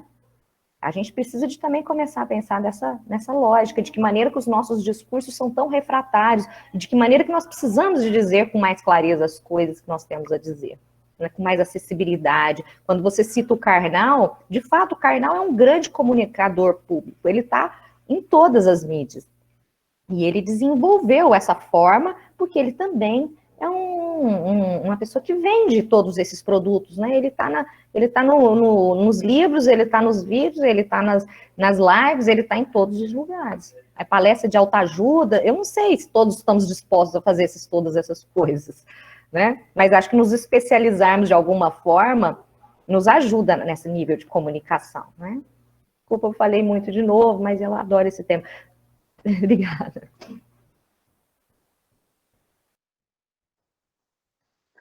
Bom, eu concordo com o que a Yara apontou e essa percepção da Viviane, ela é muito clara quando a gente faz um exercício simples de ir em uma grande livraria e procurar a seção de história, né? E você tentar comprar um livro de um historiador, né? Você vai descobrir que nessas grandes livrarias a seção de história não tem livros de historiadores, na maior parte das vezes, né? Então, assim, acho que existe também uma relação com esses grupos que produzem, né? E aqui eu não estou pensando especificamente em livro, mas que produzem muito conteúdo para a internet, é que, de certa forma, esses grupos, eles lidaram melhor com as redes sociais ou com esse tipo de produção de material melhor do que nós nos últimos anos, né? E a minha reflexão é que talvez seja o momento da gente também produzir materiais ou saber utilizar essas redes, para que a gente também dialogue, né? Fora dos 4 muros da universidade, né? Então, assim, eu acho que isso é um exercício, é uma percepção interessante para nós, né? Para refletirmos sobre isso, né? Como é que está essa nossa comunicação, né? Isso é um alerta a nós, né? Sobre a questão, e aí é onde eu queria falar um pouco mais, refletir um pouco mais, que é a questão da Natália, eu acho, né, que ela lançou, sobre a valorização da docência, se o fato de mais recente existir uma valorização da docência. Eu não sei se a gente pode falar exatamente numa revalorização, uma valorização. Para mim sempre foi valorizado, né? Eu acho que existe, o que acontece agora é que talvez a gente despertou para criar um programa específico para quem está atuando já na sala de aula, né? O Prof. Storek citado aí é o grande exemplo, né? Mas para mim sempre foi valorizado, então eu não consigo pensar numa revalorização, uma valorização. Para mim sempre foi valorizado. Não sei se talvez para outros ou para o senso comum, né? E no caso do nosso Brasil, né? Onde o ensino é tão massacrado, né? A gente criou numa ideia de senso comum uma desvalorização, mas talvez essa desvalorização seja lá nas questões políticas, no sentido de que o piso salarial não é atingido, né? Ou seja, dentro desse cenário de políticas públicas, a gente vê uma ampla desvalorização.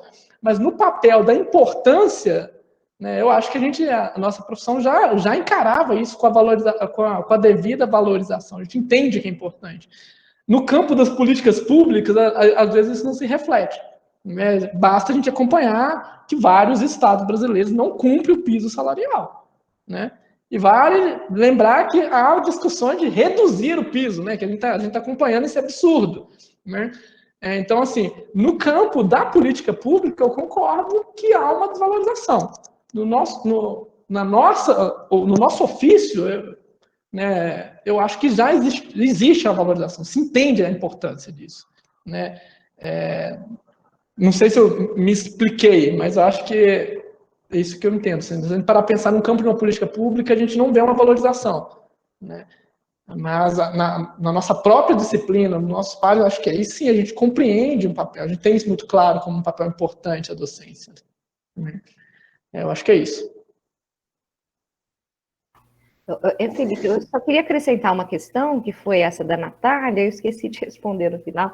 Eu concordo com o Gustavo, mas também acho que uma questão, o Prof. História, ele tem alavancado uma série de estudos bastante aprofundados. Eu tenho gostado muito dos resultados que eu tenho visto em diversas partes do país onde tem o programa, com materiais muito ricos de qualidade, que são vertidos aí para o campo do ensino.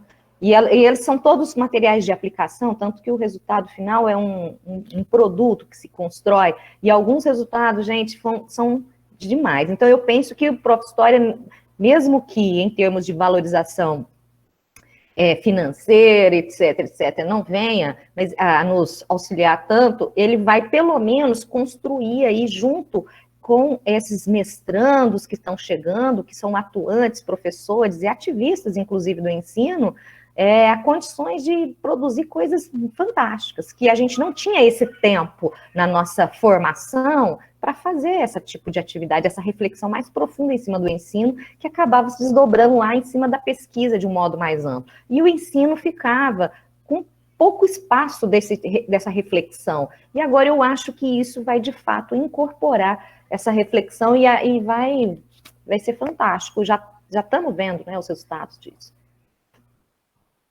Felipe, só uma coisa também que a fala da Yara me lembrou aqui, que essa produção do produto, né, chamado produto aí do Prof. História, ele nos ajuda a pensar essa questão que a Viviane levantou, né, até da nossa própria relação, né, com o leitor, né, desses trabalhos, porque o produto é algo muito prático e às vezes ele vai suprir esse papel, né, daquilo que nos faltou durante muitos anos, né, nesse diálogo aí onde outros ocuparam esses espaços, propondo coisa. O Prof. História, talvez com essa materialização de um produto, uma atividade, um projeto no museu, na escola, né, talvez ele nos sirva muito para ocupar esses espaços também, né? Acho que ele tem um papel importantíssimo nessa ocupação de comunicação, na ocupação de espaços, né? Acho que isso foi muito bem lembrado, o Prof. História aqui. Acho que só para situar o pessoal, o Prof. História é um programa de programa de mestrado, né, que é o que o Instituto de História tem, né? Acho que às vezes o pessoal, não sei se todo mundo já ouviu falar no que é. A Ana Laura também tinha se inscrito. Acho que a Ana Laura, fica à vontade para fazer sua pergunta. Boa noite. Eu queria agradecer as falas da professora Yara e do professor Gustavo. Foi um momento muito bom.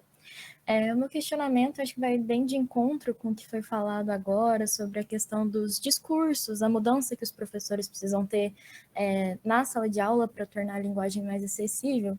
E isso me fez pensar bastante nos embates que está rolando na internet de alguns youtubers, né, se utilizando de revisionismos e afins, e o alcance que eles têm, e a urgência que é para os professores tornar... Porque, assim, o que eu penso por que os alunos e as pessoas se atraem tanto por esse tipo de vídeo, e isso é muito mais atraente do que uma aula, de fato, né?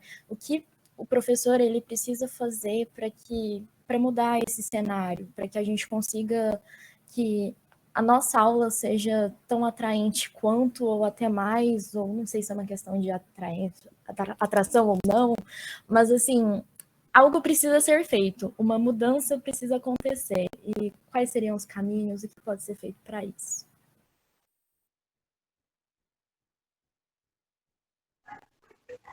Giovana, fica à vontade. Bom, boa noite a todo mundo, boa noite, professores. Eu não sei se é muito bem uma pergunta, na verdade são reflexões que ficam na minha cabeça, porque eu tive pouco contato com a história pública, o contato assim, que eu tive de debate foram com amigos meus dentro ali do EA, que é um espaço ali de convivência que eu compartilho muito com meus amigos, e eu tenho muitos amigos assim que estão dentro da história pública, defendem e tudo mais, e me surgem algumas reflexões sobre essa história pública, assim. Lembrando que eu tenho pouco conhecimento sobre esse tema, não tenho muita bagagem de leitura, mas eu fico pensando algumas críticas, assim, aí os professores fiquem à vontade tanto para me rebater, tanto para indicar leituras, ou tanto para, talvez, refrescar aqui o que eu tenho em mente. Como é que eu posso colocar? Às vezes, a fala desse tipo de transformação, desse tipo de mudança, do ser social, pensar o ser social e tudo mais, às vezes fica meio de forma idealista, sabe? Porque com os estudos que eu faço na minha monografia, eu vejo que é impossível se pensar o ser social sem pensar em classe e sem pensar em luta de classes. E eu não vejo isso dentro da história pública, sabe? Eu vejo... é difícil falar porque eu não tenho tanto conhecimento assim, mas eu não vejo a classe dentro da história pública. Não sei se deu para entender e tudo mais, mas esse ser social aí que bate comigo, sabe? Como é que se pensa esse ser social fora da luta de classes? E também pensar de sair dos muros da universidade, eu penso parece meio idealista na minha cabeça, sabe? Como vai fazer isso? Qual que é o método? Como que a gente vai chegar nisso, sendo que a academia, ela tem uma linguagem própria, ela tem um funcionamento próprio, então a gente vai ter que, de certa forma, simplificar isso para poder sair, e essa simplificação pega também, né? Porque eu acho que dentro da universidade a gente não deve simplificar, né? Ela tem uma linguagem própria e, no meu ponto de vista, ela deve se manter assim.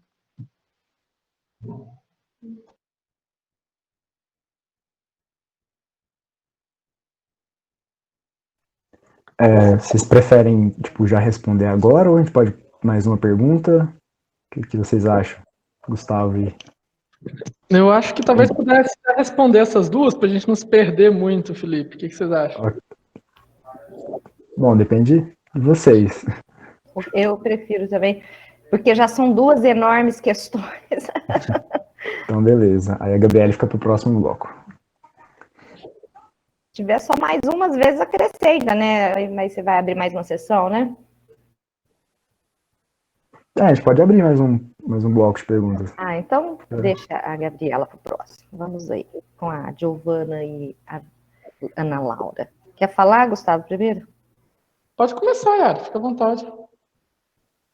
Bom, a primeira questão que a Ana Laura propõe para a gente é a mais desafiadora de todas, né, Ana Laura?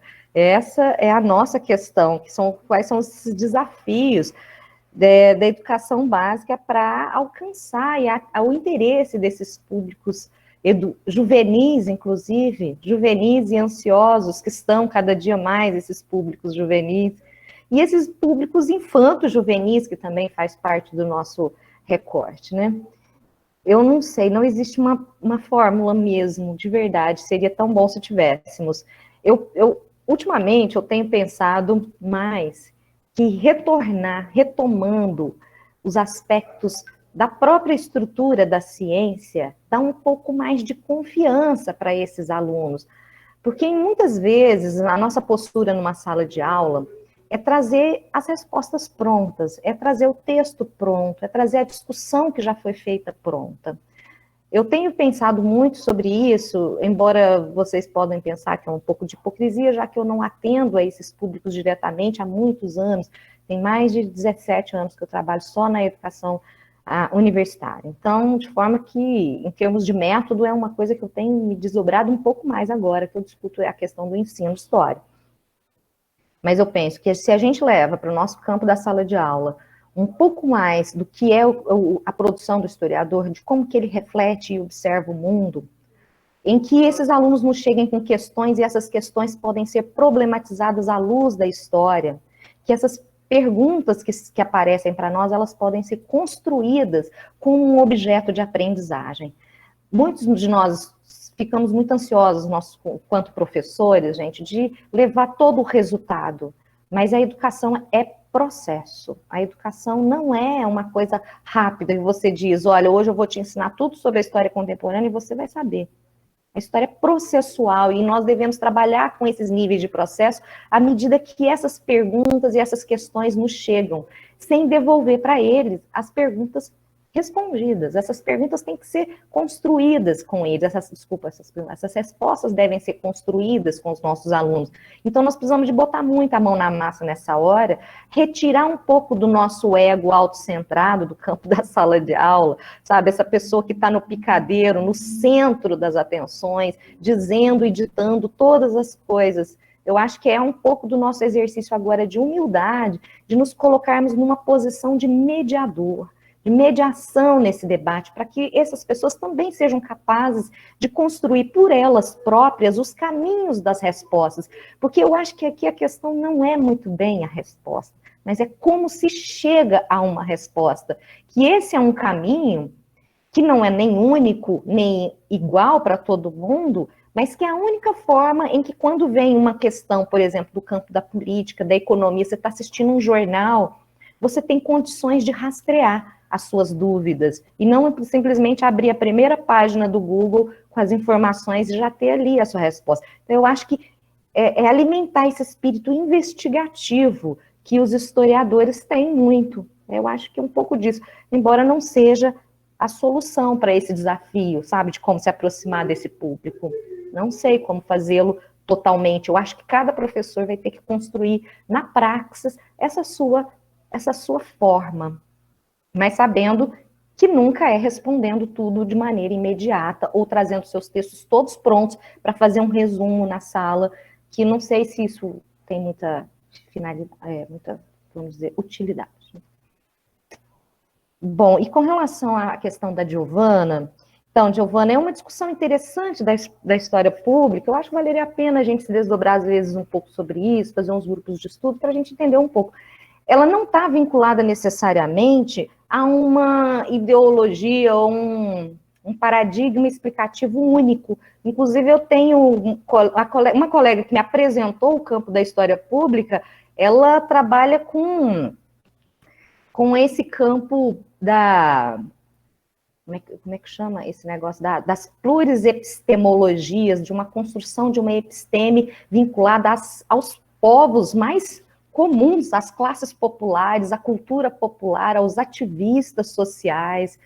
Então, na verdade, não existe... Por exemplo, quando ela foi aplicada na Inglaterra, ela foi muito utilizada pelaquela corrente inglesa, da história social inglesa, pelo Raymond Willis e todos aqueles sujeitos que pensavam a história e o acesso, porque o que a história pública está trazendo para nós é simplesmente a perspectiva de pensar que nós lidamos com públicos, tanto no campo da produção, quanto no campo da circulação do conhecimento. Mas não que necessariamente você precisa de se apegar a um campo, a um tipo de paradigma explicativo tal, entendeu? Você pode simplesmente reconhecer a luta de classe, e eu também o reconheço, e acho que é um ponto fulcral de todos os estudos dos historiadores é o reconhecimento da luta de classe como um ponto de partida, e de pensar que você pode pensar a história pública com esses públicos. Por exemplo, vamos imaginar uma situação. Você vai trabalhar, por exemplo, com a galera lá do Movimento Sem Terra. Eles têm escolas interessantíssimas, eles têm propostas pedagógicas incríveis, beleza. Você pode lidar com essa perspectiva pública da história, sabendo que eles são grupos que vão circular essa história, mas você pode fazer isso inteiramente voltada aos interesses desses grupos com os quais você está lidando. É a primeira questão, é entender o que esses grupos também estão querendo ouvir, né? Eu acho que é um pouco disso. Não existe um campo, sabe? A história pública não é uma coisa lá que os americanos inventaram e ficaram para eles, não. À medida que isso foi sendo disseminado, o termo acabou ganhando isso. Mas veja você hoje, se não tem um tanto de gente da área da cultura utilizando, tem a galera dos estudos da África que estão utilizando, tem várias pessoas utilizando o termo, mas que às vezes os termos nos encapsulam. Então, se você acha que é uma camisa de força, não utilize, mas pelo menos busque saber o que é, para que você tenha essa garantia de poder verbalizar, né? Não condeno você não ter sabido até agora, não é um problema, eu também não sabia até pouco tempo, mas é uma forma de se disseminar o conhecimento de uma maneira mais popular, mas não necessariamente ignorando as características de classe, ou de gênero, ou de raça, nada disso, entendeu? É muito mais incorporando todos os grupos e as suas necessidades para dentro dos nossos recortes. Eu acho que é um pouco mais disso. Nem sei se eu me expliquei direito, Giovana, mas depois a gente pode conversar mais sobre isso. Bom, eu vou começar respondendo a Ana Laura, e agradeço aí a tanta pergunta da Ana Laura quanto da Giovana. E eu começo dizendo que a pergunta da Ana Laura é uma pergunta muito difícil, né? Como lidar com negacionismo dentro da sala de aula, porque isso acontece demais, negacionismo, revisionismo, né? E foi interessante, Ana Laura, que eu sou coordenador do LEA, estou com o coordenador do LEA, e a gente tem promovido um evento online aí, que na primeira mesa nossa a gente discutiu exatamente negacionismo em sala de aula. E essa pergunta surgiu também para o Muniz Pedro, que era o nosso convidado, né, também ex-aluno aqui da UF, né, e ele respondeu de uma maneira muito sincera, honesta, e que eu acho que vale repetir, que ele dizendo que não tinha uma resposta pronta para isso, mas que na sala de aula a resposta que ele via era se abrir ao diálogo, né, com esse aluno, né, ou seja, não fechar o diálogo com o aluno. Porque se você impõe como fechando o diálogo ao aluno, a chance de que ele vá para o negacionismo total, de que ele vai procurar isso em outros meios, que não na sua aula, vai ser mais fácil. E ele disse isso e eu entendi muito bem o posicionamento dele. Ele falou, a abertura ao diálogo com esse aluno, né? Com os negacionistas loucos que a gente encontra por aí, eu não sei se isso funciona. Acho que não.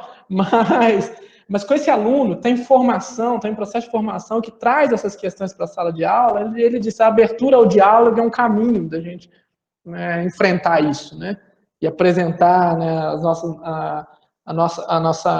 nosso conhecimento, né. Então, acho que isso é uma alternativa, né, assim, não há uma receita pronta, né, não é algo fácil de lidar, né, e algo que as mídias sociais, aí, né, as redes sociais proporcionaram muito, com uma velocidade muito grande, né? Antes a gente pensava numa publicação de livro, a gente vê lives, youtubers, né, que trazem essas questões de uma maneira dinâmica, assim, que é assustadora, né?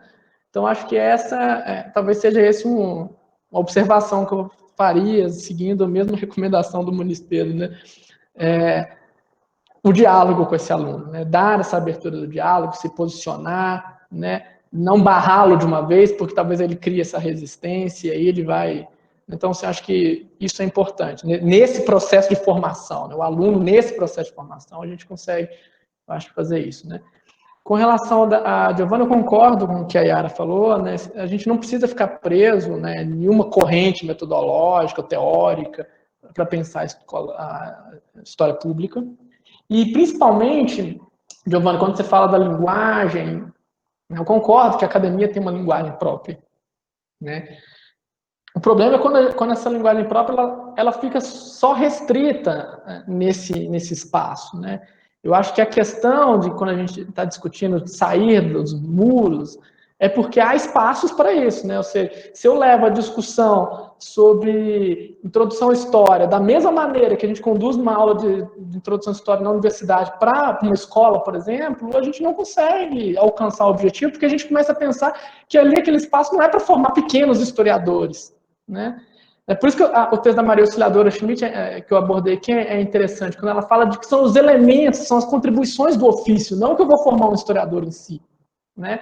E isso a gente pode refletir para outros espaços, né? Ou seja, quando vai fazer um projeto de extensão que faz uma live, que é aberta, como a gente tem acompanhado muito, né? Como é essa linguagem que faz ali, né? Se você quer alcançar um público maior, qual é a linguagem que você vai utilizar ali, né? Até mesmo numa narrativa, né? Aí a gente poderia entrar em outra discussão, né? Como é que se faz a narrativa histórica, mas eu acho que é possível, né? Eu acho que é possível pensar essas outras linguagens, né? E eu acho que não só é possível, como é prudente nesses outros espaços, né? Porque senão a gente acaba restringindo demais o debate, né? Eu acho que talvez fosse isso, né? Não sei se me expressei bem também, né? Para te responder, mas é isso. Complementando um pedacinho, desculpa, Felipe, toda hora a gente te interrompe. É que eu fiquei lembrando de uma coisa que eu tinha até anotado para falar, que o simples não é o fácil. Às vezes, simplificar, a gente pensa que vai facilitar muito, mas a gente só vai reduzir uma parte do complexo. Eu acho que, na verdade, é o exercício mais difícil. É a gente transformar uma coisa extremamente complexa numa coisa palatável para os outros, porque a gente não pode simplesmente resumir. Vocês já percebem, a síntese de tudo isso é muito mais difícil. Tudo que a gente vai sintetizar de uma coisa grande é um exercício muito complexo, né? Então, na verdade, é uma arte. É trazer essa linguagem para esses amplos públicos de uma maneira simples, mas não reducionista. Essa é a grande dificuldade, é a arte mesmo que a gente tem que exercitar. E eu vou mostrar aqui para você alguns materiais, olha.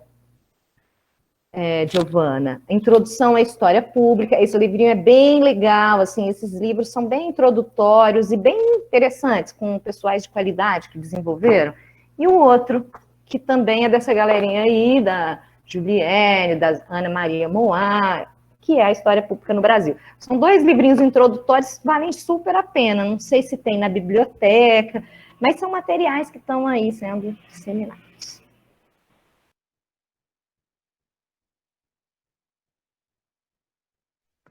A gente tem mais uma inscrição, Gabriele, fica à vontade.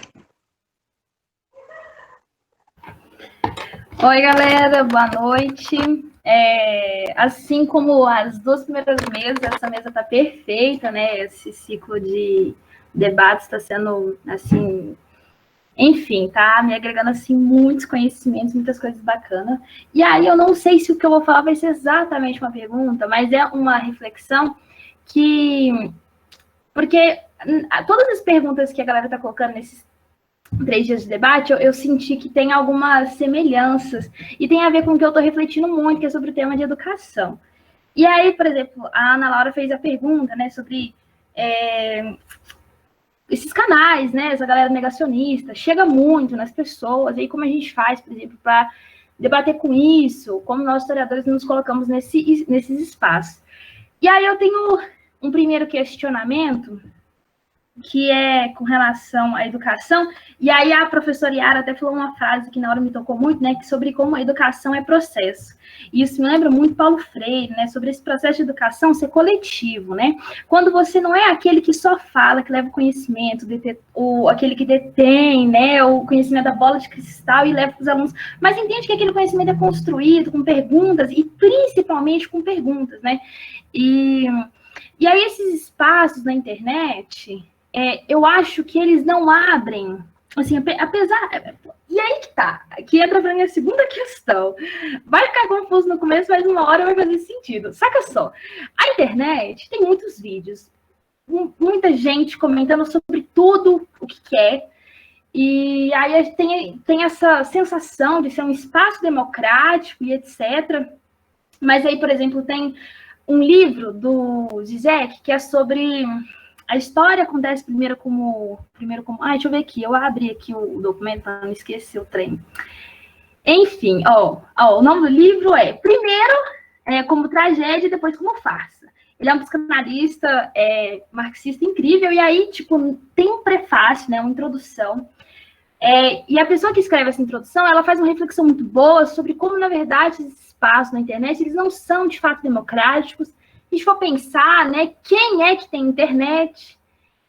Segundo, sobre como os grandes aplicativos, eles são de grandes corporações, né, de empresas, e de fato como tudo isso está atrelado ao nosso sistema, né, ao capitalismo, e como a gente precisa ter essa visão ampla e tá. Aí a gente chega nesse debate, as pessoas, né, elas consomem esses conteúdos e tudo mais, mas em certa medida eu acho que esses conteúdos eles fazem parte de um projeto amplo mesmo, né, eu até comentei isso na primeira mesa, a gente for pensar nas eleições do Bolsonaro, né, toda a questão de divulgação de fake news, tudo o processo, assim, de galera injetando dinheiro mesmo para que isso fosse disseminado. E segundo, sobre o historiador. Teve um comentário, acho que foi na primeira mesa, que alguém escreveu no chat, né? Como a sala de aula é o lugar privilegiado para a gente conversar sobre essas questões. E aí que entra a minha reflexão sobre educação. Sobre o que é o espaço da sala de aula, o que ele representa, e o que é uma pedagogia, de fato, emancipatória, né? Tem um livro da Bell Hooks que tem, assim, tocado muito o meu coração, que é sobre, né, como que ensinar é um ato de transgressão. E ali ela fala sobre o que é uma educação antirracista, e ela se apoia muito em Paulo Freire. E é uma pessoa, uma militante que tem uma experiência incrível, né? Ela viveu no período em que de segregação racial, então, quando tinha, nos Estados Unidos, quando tinha escola de preto, escola de branco. E aí ela fala, né, que como que nas escolas das pessoas negras pensava-se muito, o ensino era voltado para a liberdade, então você ouvia tudo que os professores falavam e aquilo tinha sentido na sua vida, você queria liberdade, então a história, a geografia, a matemática, é para você ser alguém, é para você tentar, agora é para você sonhar, a escola era um espaço que incentivava a criatividade das pessoas. E aí, quando passa esse período de segregação, enfim, ela conta que ela foi para uma escola que tinha majoritariamente pessoas brancas, e aí aquela escola não tinha sentido, não pensava em liberdade, sofria muito bullying, preconceito, né, racial, etc. E aí, em junção a isso, ontem eu vi um documentário muito interessante que chama A Ponte. E nesse documentário, eu fiquei bastante emocionada, sobre uma escola, na verdade uma ONG do Zezinho, acho que é no Capão Redondo, em São Paulo, não me recordo, mas, enfim, é uma ONG que hoje em dia, assim, tem mais de 1.000 crianças que frequentam lá e etc. E, assim, eles têm um trabalho muito interessante, no sentido de que é uma pedagogia do fazer. Então, tudo que o aluno aprende é para a vida. Então, por exemplo, eu estou na aula de história, então, isso aqui é para mim, eu tô na aula de artes, esse mosaico é para levar para minha casa, para enfeitar a minha casa. E são crianças que vivem na favela, né, que elas geralmente chegam na ONG sem perspectiva, mas aí aquele material didático dá o sentido da vida. E aí que eu queria chegar. Eu acho que a internet, antes da gente perguntar isso, foi historiadores. Eu acho que antes da gente perguntar como a gente se insere na internet, a gente tem que entender que a gente vive um momento histórico muito específico. Diferente dos historiadores que a gente lê, a gente está num momento em que a internet tem tomado uma proporção na nossa vida que a gente ainda não entendeu. E a gente tem que submeter ela nas nossas pesquisas. O que é a internet? O que é esse Google Meet? O que é essa reunião? Isso aqui não é normal. A gente, como historiador, não pode entender nada como normal. Então, existe todo um projeto. Tá, beleza, negacionismo, né, como o professor Alexandre bem falou no primeiro encontro do Carris, é uma ferramenta para governo de extrema-direita. Tá, beleza, mas aí, sabe, por exemplo, hoje eu prometo que eu vou concluir em 1 minuto, que a minha pergunta tá ficando extensa, mas é por uma reflexão que eu acho bacana, sabe? Educação tem tocado muito no meu coração, enfim. E aí eu tava conversando esses dias com um professor, ele é da Universidade de Mato Grosso, e aí ele tava falando que dentre os orientandos que ele tem, ele orienta muitas pessoas, ele falou assim que um deles tá estudando comentários xenófobos no Facebook, em grupos, enfim, comentários relacionados a imigrantes, né, que estão, enfim, imigrantes de fora aqui do Brasil. E eu falei, nossa, tipo assim, ele está monitorando grupos, ele está analisando várias coisas no Facebook e aquilo é a fonte dele. Aí eu falei, não, pera lá, é a fonte dele. É algo que parece simples numa primeira vista, numa primeira conversa, mas não é. Isso futuramente serão nossas fontes. Esses canais no YouTube, essas coisas pra gente analisar, sabe? O que é isso? O que é esse movimento? Como começou? Como é que tem tanta força? Mas eu também penso aí, concluir, na questão da qualidade. Acho que nada é igual uma sala de aula, né? Um contato presencial e uma pedagogia que seja voltada para a vida humana e para a emancipação humana, né? É o que eu acredito. Por exemplo, eu concluo até com uma fala que o professor Tiago Lenini teve na primeira mesa, né, se eu não me engano, sobre uma amiga dele estava dando aula sobre, não lembro, totalitarismo, monarquia, algo assim, e o aluno fez uma ligação, né, com que a repressão policial, né, e aquele conteúdo fez sentido na vida do aluno. E eu acho que isso é um exemplo, né, do que é educação, qual é o papel do historiador. Eu acho que é trazer, né, essa lição do passado em profundo, como está profundamente conectado com o nosso presente, né? Esse presente que já é recente, que já é passado, e é isso, aí que entra, sabe? Eu acho que é esse o nosso papel como historiador, é que aquele longe, ele não é tão longe, ele também faz parte de nós, da nossa história, aí é complexo, aí desemboca para outras questões, mas desculpem a grande reflexão. Eu espero que tenha feito algum sentido, aí se não fez, desculpem, meu.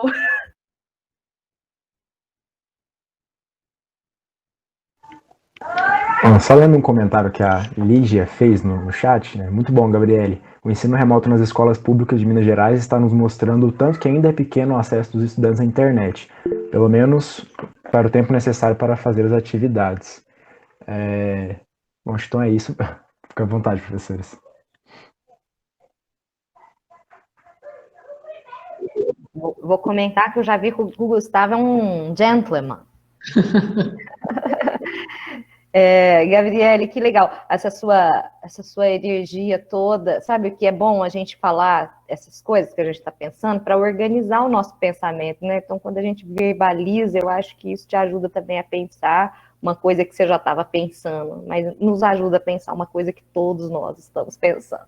Então, obrigada pelas suas questões. Eu sou super apaixonada na Bell Hooks, no Freire, foi a minha literatura complementar da área 1 e será com certeza da área 2, porque a gente precisa de pensar essa questão da educação enquanto emancipatória, tem que fazer sentido para as pessoas, né?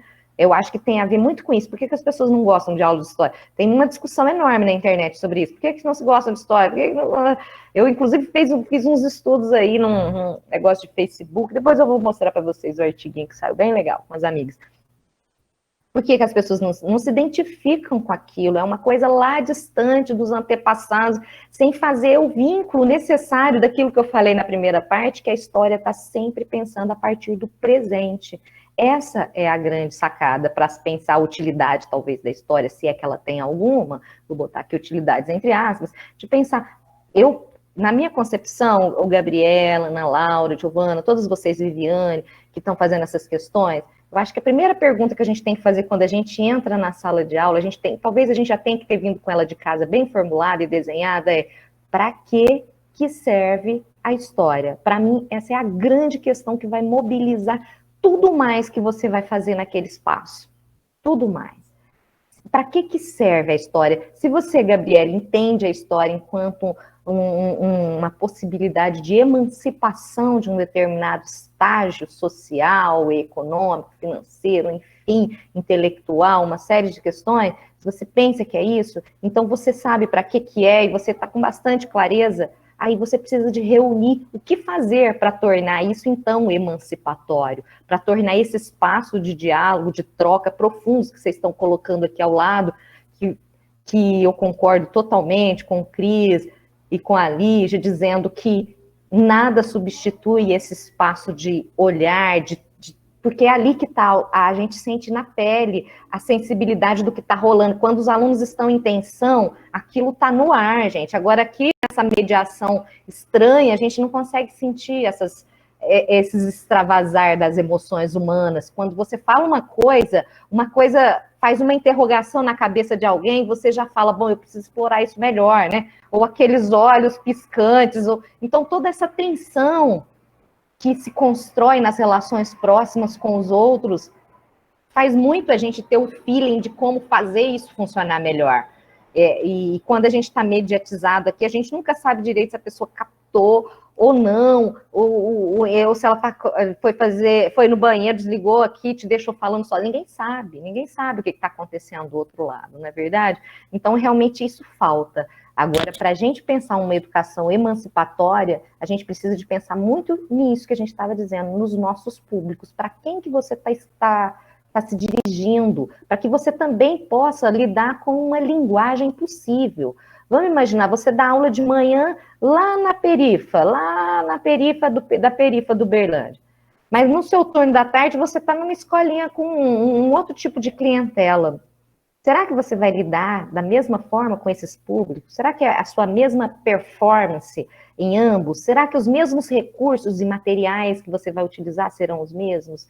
Eu acho que é isso que a gente tem que fazer essas perguntas antes do antes. E se a gente tem esse tipo de ativismo, a gente tem que ter, e eu acho que a educação é pura paixão e ativismo, eu acredito que a educação é um processo de emancipação, é um puro ativismo, é o que eu chamo de história aplicada, não eu chamo, mas muitos o chamam assim, né? A educação é o campo da história aplicada, então nós vamos precisar de desenvolver inúmeras performances para fazer com que essa coisa funcione, da maneira como a gente quer, deseja ou imagina, né? Claro. Nem sei se respondi, mas adorei as suas explanações. Gabriele, os demais aí, né? Assim, eu agradeço a pergunta. É muito bom ver essa disposição toda da Gabriele também, com o tema, com a educação. E a sua fala, Gabriela, ela me remete até alguns pontos que eu toquei na minha apresentação, que é justamente a centralidade do docente, né?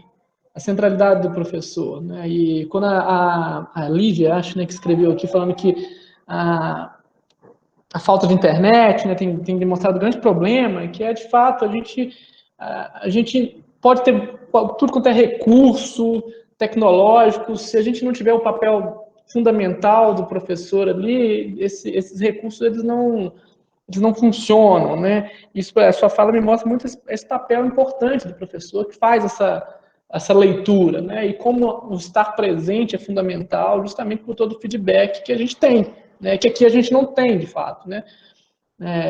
Até mesmo um professor, quando fala e olha para o aluno que não quis perguntar uma dúvida, mas que ele percebe que ele está com uma dúvida e o professor repete naturalmente, né? Esses feedbacks a gente não tem nenhum nesse espaço online, né?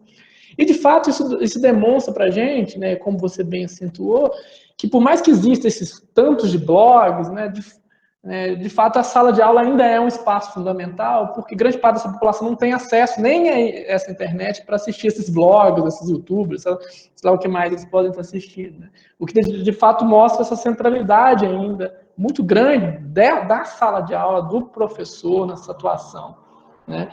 Eu acho que isso é fundamental ainda dentro dessa perspectiva, né? Eu concordo com você quando você aborda isso, né? Principalmente quando o professor ele vai ali de fato fazer sentido com seus exemplos para o aluno, e por isso que tem outras questões que envolvem que é muito importante, né?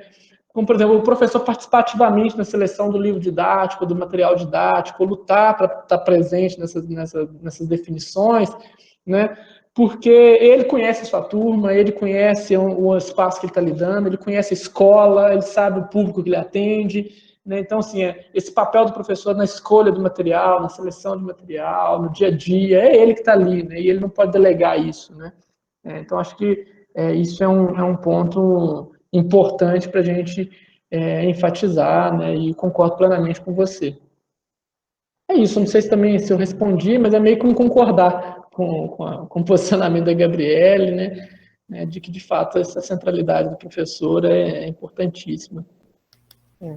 Ela estava falando agora sobre a produção de materiais, né, Gabriele, que tem muita coisa legal, viu, saindo, principalmente, não sei se tem muito a ver com o próprio história, ou se foi uma influência, ou se foi, assim, também muitos estímulos que teve a partir de políticas públicas por incentivo ao ensino, né? Esses últimos anos, vocês podem ter observado a nossa grade, tudo mais, ela se conformou mais no campo do ensino. Eu fui formada, gente, naquela famosa geração 4x1, 4 anos de bacharelado e 1 de licenciatura, o que fazia que a nossa formação em termos de docência era muito precarizada, ficava muito exprimida nesse campo todo do bacharelado, era uma alternativa, vamos dizer, mas era a nossa única alternativa, porque você vai se profissionalizar enquanto docente, né, não tem jeito.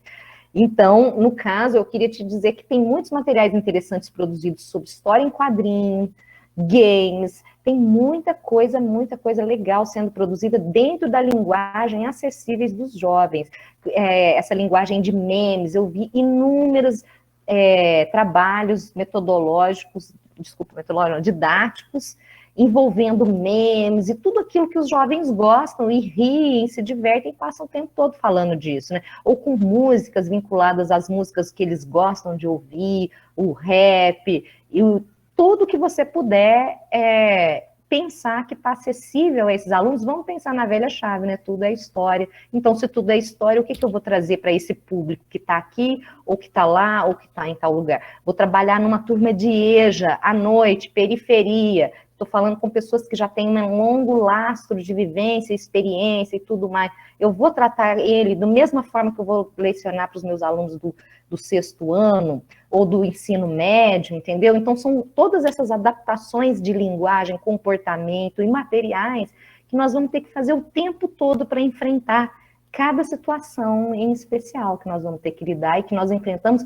inúmeras, né? Porque os públicos são os mais diversos. Às vezes, uma única escola congrega alunos de centro e periferia numa loucura, num caldo cultural incrível. Então, como fazer com que isso se torne uma chave para todos esses públicos? Então, é uma questão que está dada, né? Deixa eu só complementar uma coisa que eu esqueci, agora eu lembrei aqui. Nós estamos fazendo isso toda hora, né, Felipe? A Gabriele tocou num ponto, no início da fala dela, que ela falou assim, a gente tem que problematizar a internet, esses blogs e esses youtubers, né? E eu acho interessante quando a Gabriela levantou essa questão, porque me fez lembrar algumas pesquisas que são muito possíveis usando esse tipo de material como objeto, né? E eu lembrei da professora Karina Belotti, por exemplo, da Federal do Paraná, que é uma pesquisadora que trabalha muito com, por exemplo, a análise da presença do cristianismo nas mídias, né? Ou seja, o cristianismo midiático, né? Ou seja, o cristianismo na internet, os grupos religiosos que se propagam pela internet, para aqueles grupos que não tem uma igreja fixa, mas que acompanham algum líder ali, um pastor, um padre, que tem um programa, que tem um blog, e que faz estudo sobre isso. E, de fato, é um campo de atuação também, de pesquisar esse uso da rede, né? O uso da internet, né? O uso dessas instituições dentro da internet, né? Então, acho que são objetos mesmo que o historiador tem aí como pesquisa, né? Como um campo aberto de pesquisa, né? E aí eu me lembrei do trabalho da Karina Belotti, que faz isso exatamente com os grupos cristãos que atuam em blogs, em YouTube, né? No que mais existe aí, né? Aquilo que a gente chama de cristianismo midiático, né? Só para reforçar isso aí, que eu acho interessante esse ponto levantado.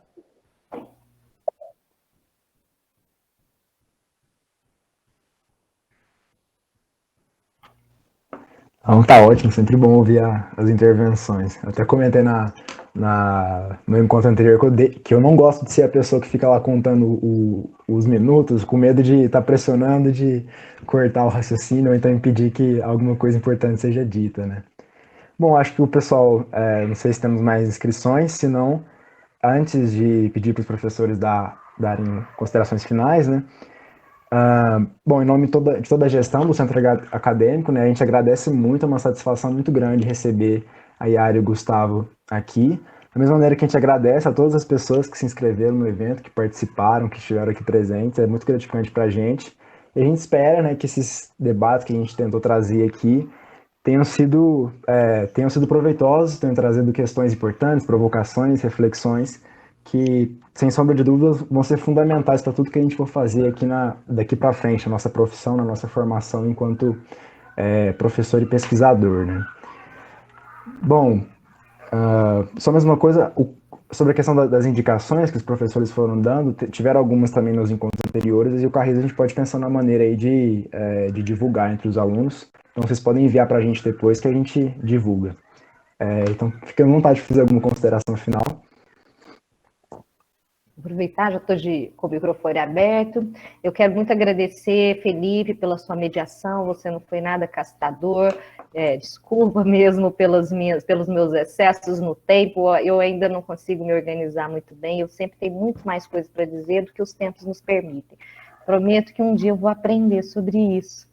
Mas quero agradecer esse convite, essa abertura. Espero que o evento prospere, que vocês façam muitos outros dessa forma. Embora virtual não é o ideal, mas é o que temos para hoje, né, gente? Então, vamos nos conformando com isso, mas não plenamente, porque um dia desses a gente vai se encontrar de verdade, hein?